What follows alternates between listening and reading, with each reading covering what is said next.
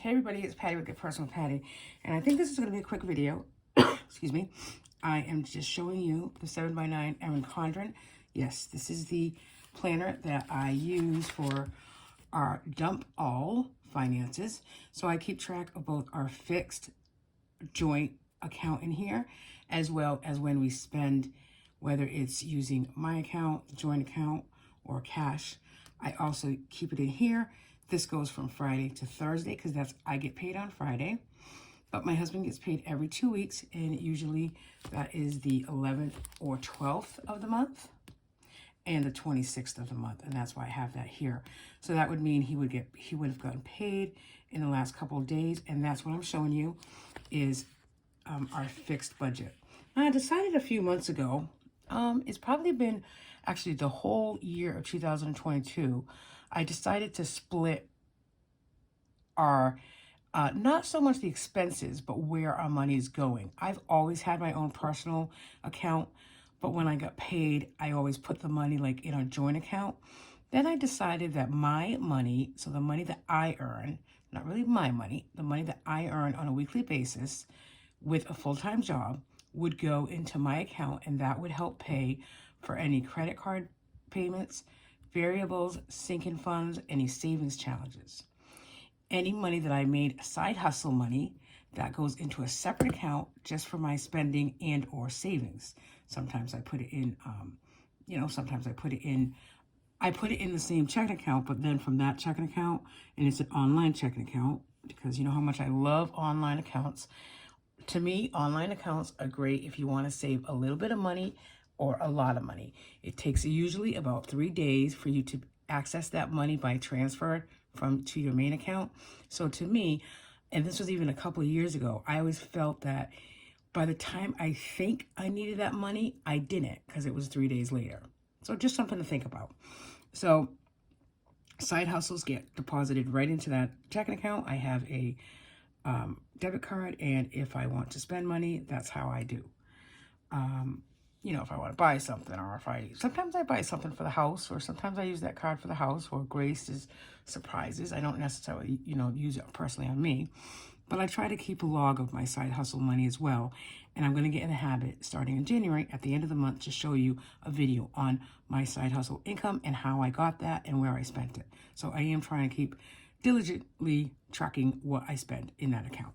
Anyways, back to the joint account. So my husband is self-employed, so he has a business, and we have to pay, obviously, business expenses, rent, utilities, liability insurance, advertisement, you name it. So his business bills are about $5,000 a month. And so we bill every 2 weeks. We get paid from him every 2 weeks. And all I do is I do a, paycheck budget, kind of the same budget by mom method, but I use, for this year, 2023, I use these stickers which are from the Life in Envelopes on Etsy. So I still do it the same way. I put our income here, and I put what that money went for.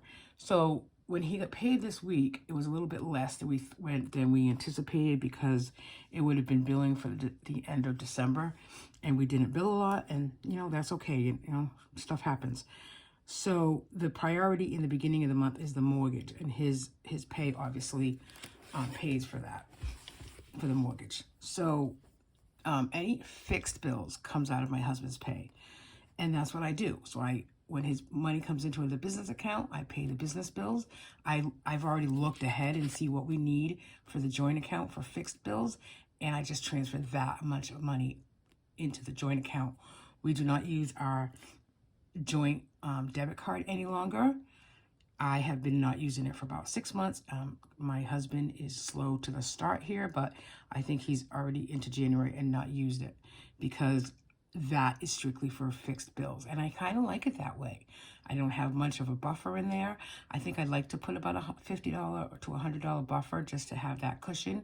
But really, the reality is that it's for fixed bills. And I kind of like it like that. It's just, it really breaks it down to spending. And he has a private account as well, a personal account, and he puts money in there. We give him money on a weekly basis, like an allowance, we put money in there, and if he wants a coffee, if he wants a hobby, if he wants this, if he wants that, I don't care what he does with his money. It's in his account, and it's his responsibility to spend it from that account. So let's move on here. So he did get paid this week. Now, usually some of my paycheck was going into the joint account on a weekly basis as well, $250 last year. But with a new payroll system at work, I can only have 2 deposit accounts for my check, and this isn't one of them. So if any week happens where I need to deposit extra money in here, then I will. If not, I'll just take it out of my account, and and that'll be fine. So let's take a look at the income this week, and then what bills we paid with it. So there was no rollover cushion. There was nothing added from my check. The rollover for the checking account was $42.18.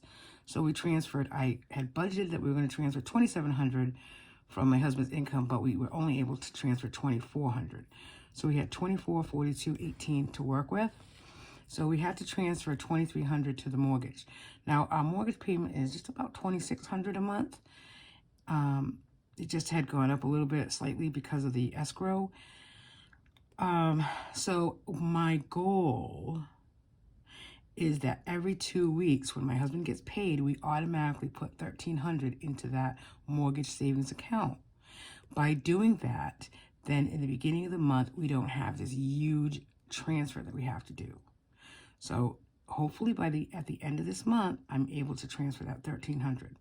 If I don't transfer $1,300, I try to transfer something, sometimes as little as $400 or $500, but at least it's something. But still, you think about it, if your mortgage is $26,000, I mean, if you can do half every 2 weeks, for me, that's, better plan than to do it all at one time.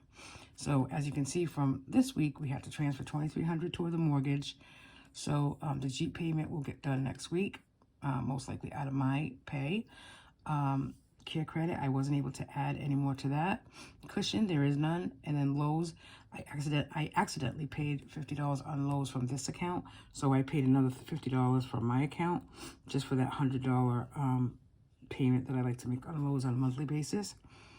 And then we do have pet insurance coming up for $36.90 on the 15th. We were charged 99 cents for an Apple subscription, so that leaves a balance rollover of $54.29 into next week.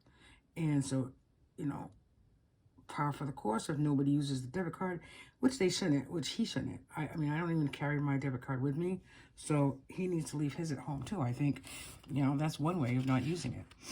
So then I will, that's not where it is. Okay, then I also just track it. Expenses on a tracker. And as you can see, by doing that, I'm using less pages in the book. I already have February set. Okay, so again, the balance was $42.18. Our inflow from the business was $100. We did $2,400, 2 separate things, $23 and then $100. We paid $50 to the Lowe's card, and then pink is for fixed expenses. So we have Apple subscription, transfer to the mortgage, and then the pet insurance on the 15th, which is $36.90. So we have a balance of $54.29 rolling over into next week. And then, so then there's no money that gets transferred unless he gets a side hustle. There's no money really being transferred next week. It'll be the week after. So I'll look at the calendar and I'll say, well, what's due next week? That would normally come out of the joint account. And the only thing that is my car payment here on the 18th. The utility bill would come out of my account anyways. So I might just pay that right out of my account because, obviously I've never been late on a car payment yet. I don't want to start in January. That's not a good way to start the month.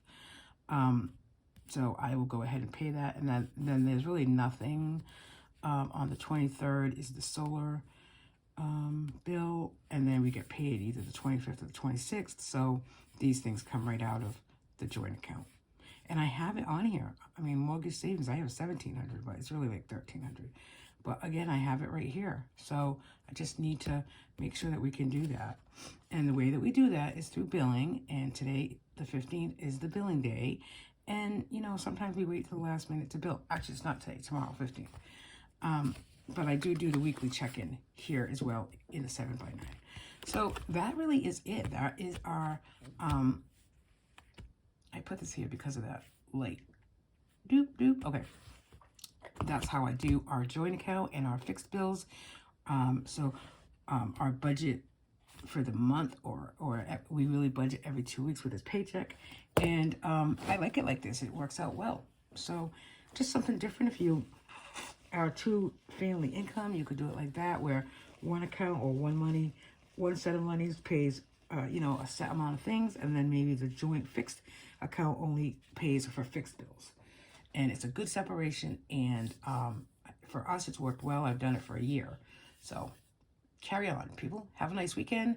I will talk to you soon. Bye now.